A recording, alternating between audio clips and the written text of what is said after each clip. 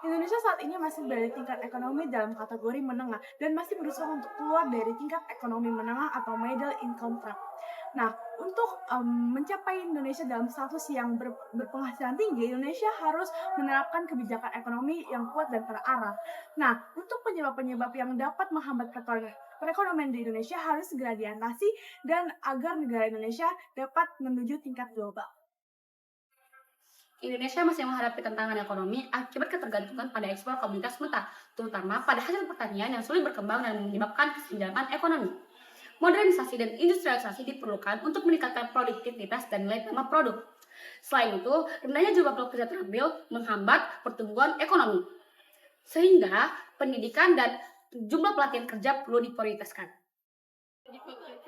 Tekanan serikat pekerja terhadap kenaikan upah minimum juga meningkatkan biaya produksi dan menurunkan daya saing industri manufaktur. Diperlukan keseimbangan antara kesejahteraan pekerja dan efisiensi industri melalui insentif bagi perusahaan yang berinvestasi di teknologi. Lambannya pembangunan infrastruktur, khususnya di sektor pertanian dan industri, juga menjadi hambatan. Oleh karena itu, investasi dalam infrastruktur, terutama di luar Pulau Jawa, perlu ditingkatkan untuk mendorong pertumbuhan ekonomi yang lebih merata dan lebih kompetitif.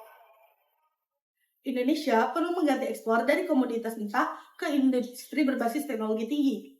Kebijakan investasi dan insentif fiskal perlu mendukung sektor manufaktur, teknologi, dan ekonomi digital. Selain itu, investasi infrastruktur seperti jalanan, pelabuhan, dan teknologi komunikasi perlu ditingkatkan untuk meningkatkan